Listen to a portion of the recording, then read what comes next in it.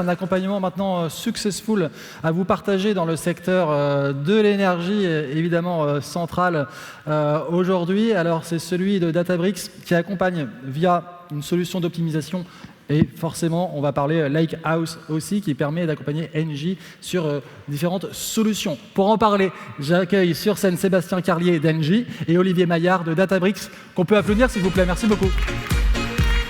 Bonjour messieurs. Qui prend ça? C'est pour toi. Je vous en prie, placez-vous au centre de la scène. C'est à vous. Bonjour. Bonjour. Alors pour commencer, ce que je vous propose, c'est de vous décrire très succinctement qui est Databricks. Databricks, c'est une plateforme de données unifiée qui a développé un concept qui a été énoncé précédemment, qui s'appelle Lakehouse Platform. C'est une plateforme dans laquelle nous unifions de manière très simple la manière dont nos clients vont faire tourner l'ensemble de leurs cas d'usage, que ce soit de la BI, du data engineering, du data streaming, de la data science ou du ML. Et cela sous 3 piliers de valeur. Premièrement, comment est-ce que je gère mes données dans un data lake et je les délivre aux différents protagonistes de mon organisation. Comment est-ce que j'optimise le coût de run de mes jobs avec le moteur le plus performant du marché. Et enfin, et surtout, j'ai envie de dire, comment est-ce que je réduis le time to market de mes applications stratégiques qui vont venir supporter les métiers. Et cela selon 2 angles, bien sûr un angle open source et open standard, pour qu'on puisse intégrer de manière la plus transparente possible dans vos écosystèmes IT, mais surtout multi-cloud, que ce soit sur Microsoft, Azure, AWS ou Google Cloud, comment est-ce qu'on vous fournit la même expérience et les mêmes capacités. Dans ce contexte, je serais intéressé, Sébastien, que tu puisses nous présenter Smart-O&M et les challenges auxquels vous faisiez face à l'époque. Smart-O&M, c'est une plateforme digitale du groupe Engie, donc qui produit du logiciel pour supporter les business units dans leur quête d'excellence opérationnelle. Donc on fait du software qui collecte des données d'IoT pour automatiser le monitoring d'installations au sens large, que ce soit des installations techniques, des bâtiments, des installations énergétiques, enfin tout type d'installation, pour faire de la détection d'anomalies et pour pouvoir déclencher des opérations de maintenance au bon moment.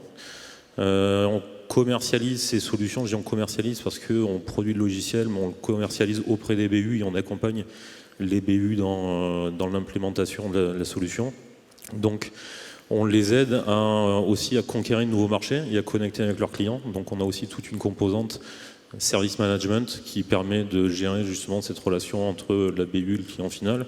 Et la valeur ajoutée de la plateforme, c'est d'interconnecter quelque part ce monde de l'IoT, le client final, et de simplifier et d'optimiser les processus métiers qui sont au milieu. Donc on est une petite équipe de 80-90 personnes à peu près, et on a des clients qui sont très variés, que ce soit les BU à l'intérieur du groupe, mais aussi les clients de nos clients, qui sont les BU. Et du coup, on doit supporter des use cases qui sont très variés, avec une plateforme qui est excessivement configurable. Et du coup, on focalise de plus en plus l'attention sur la production de dashboards et de reports qui sont très très personnalisés par rapport à des contextes métiers très spécifiques. Et si on revient un petit peu en arrière, il y a 1 an, on était dans une situation où on avait un time to market qui était pas forcément très très bon sur cette production de rapports. Et du coup, on a voulu prendre une direction pour industrialiser un petit peu la façon dont on produit notre Lakehouse et dont on le met à disposition à la fois de nos personnes en interne et de nos clients en externe pour pouvoir accélérer sur cette production de rapports. Et justement, dans ce contexte, comment est-ce que Databricks, d'un point de vue technologique, a permis de répondre à ces contraintes ? Alors, quand on a commencé le projet, on était dans une situation où on avait une fragmentation technologique qui était assez importante. Donc on a plusieurs sources de données dans notre cas de figure. Donc on a des données applicatives qui sont sur MongoDB, on va avoir aussi des données dans des data lakes qui sont sur du AWS S3, on va avoir des données de streaming aussi qui sont sur du Kinesis. Donc on a des technologies sources qui sont assez variées, et encore là c'est simplifié. On avait des mécanismes d'ETL et des technos au milieu qui étaient très spécifiques par rapport à chacune des technologies sources. Et donc on n'avait pas forcément de stratégie sur la façon dont on produit l'ETL. Donc on avait une première ambition qui était quelque part de rationaliser un petit peu tous ces mécanismes d'ETL. Ensuite, on avait la volonté d'optimiser ces ET-là pour être sur des niveaux de coûts qui soient les plus justes possibles. Et si on regarde sur le bas du schéma, on voit aussi qu'on a une connexion entre des outils d'analytics, en l'occurrence Power BI, et le Lakehouse qu'on a mis en place. Et on était aussi dans une situation où Smart O&M opère sur 3 zones géographiques, qui sont l'Europe, le Canada, Singapour, et on était dans un setup qui faisait qu'à chaque fois quand on voulait déployer une nouvelle région, on avait des coûts fixes liés à de l'infrastructure qui étaient assez importants. Et donc derrière cette dimension d'optimisation, il y a optimiser les ETL qu'on run quotidiennement, mais aussi optimiser le coût de setup d'une nouvelle région. Et enfin, on avait un gros enjeu autour du partage de la donnée, parce que comme j'essaie de le dire un petit peu précédemment, on a aujourd'hui une situation où en fait on essaye d'accélérer sur la production de rapports avec nos ressources internes, mais on essaye aussi de faire en sorte que nos clients puissent accéder directement à des données qu'on va mettre à disposition dans un catalogue de façon structurée, faciliter l'infrastructure pour qu'ils puissent brancher directement dessus des outils d'analytics ou d'autres applications clientes pour venir consommer les données qu'on leur met à disposition, pour pouvoir démultiplier notre capacité de production de rapports et pour accélérer dans la mise à disposition donc, de ces rapports, mais aussi dans l'identification de nouveaux use cases qu'on n'avait pas forcément intégrés dans notre roadmap. Ok, alors je comprends qu'il y avait des sujets d'optimisation de coûts, des notions de scalabilité, des notions de mise à disposition de la donnée. On a apporté une techno avec Databricks qui répondait à tout ça, et ça c'est purement l'aspect technologique. Comment est-ce que d'un point de vue humain, ou tout moins accompagnement, est-ce qu'on vous a permis finalement d'arriver à atteindre ces objectifs et les prochains challenges ? Alors c'est vrai qu'on est allé chercher des fonctionnalités qui étaient un petit peu spécifiques sur la plateforme que vous proposez, parce qu'elle est assez vaste. Donc le premier enjeu qu'on avait, c'était tout simplement de vérifier qu'on était capable d'intégrer la plateforme dans les contraintes IT qui étaient celles du groupe, donc que ce soit sur une dimension sécurité, avec la maîtrise des flux réseau, des accès, enfin un certain nombre de contraintes de sécurité. Ensuite, on a un écosystème existant, donc on est principalement sur AWS. On va aussi avoir des solutions de partage de données à l'intérieur du groupe avec lesquelles on doit être capable de s'intégrer. Donc on a une première phase de maquettage, de proof of concept, sur laquelle on a collaboré avec un solution architect de manière quotidienne pour être capable de prouver cette capacité à faire très rapidement. Donc cette phase-là a duré à peu près un mois. Ensuite, à partir du moment où on a choisi d'investir sur la technologie pour délivrer les projets, on a constitué des équipes, alors principalement une équipe avec des profils un peu variés, que ce soit Data Ops, Data Engineer, Data Scientist, Data Analyst, qu'on a sélectionné par rapport à des compétences spécifiques, mais qu'on a aussi choisi d'accompagner pour les onboarder plus rapidement. Et donc durant cette phase-là, on a travaillé ensemble pour faire des ateliers spécifiques et pour aider cette équipe à être opérationnelle le plus rapidement possible. Et j'y reviendrai à la fin. Quand on fait un choix comme celui qu'on a fait, je pense qu'un des enjeux clés auxquels on est confronté, c'est justement faire en sorte que les personnes à l'intérieur des équipes connaissent les technologies utilisées de façon intime, j'ai envie de dire, pour être le plus efficace possible. Ensuite, on a travaillé au refactoring de l'existant, encore une fois, en collaboration forte avec le solution architect et puis toi, et puis le reste des équipes, mais vraiment avec une logique. On faisait des points très quotidiens pour s'assurer que la direction qu'on prenait dans nos développements était alignée avec la direction qui était la vôtre, pour éviter d'avoir à produire du logiciel qu'on va mettre à la poubelle quelques mois plus tard, et pour être sûr qu'on ait une vision commune en permanence. Et du coup, je viens sur le dernier point qui est assez important, c'est que pour nous, la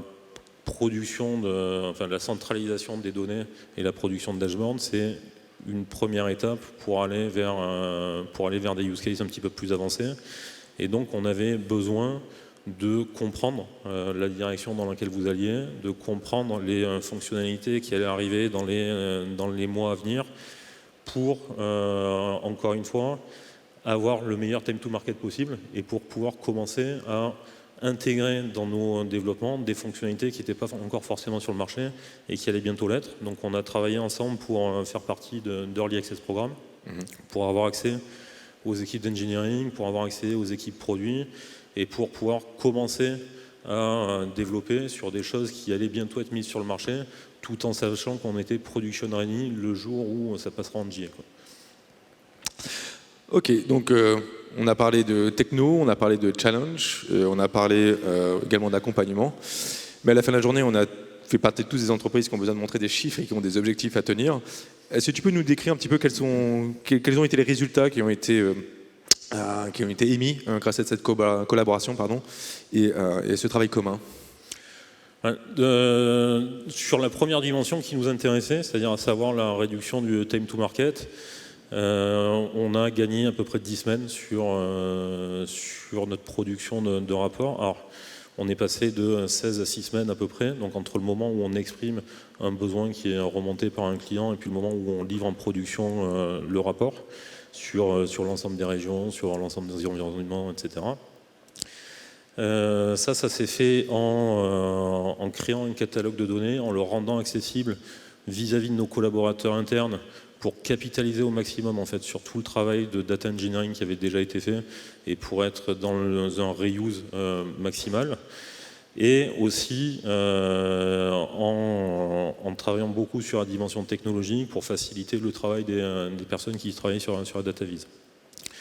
Ensuite, sur la dimension purement coût de run et de l'infrastructure, on a aussi gagné quelque chose de l'ordre de 27% sur le coût d'exécution de nos ETL. Alors ça, on l'a fait en leverageant encore une fois sur des fonctionnalités très très spécifiques qui nous permettent de processer les bonnes quantités de données sans embarquer trop de complexité dans le développement.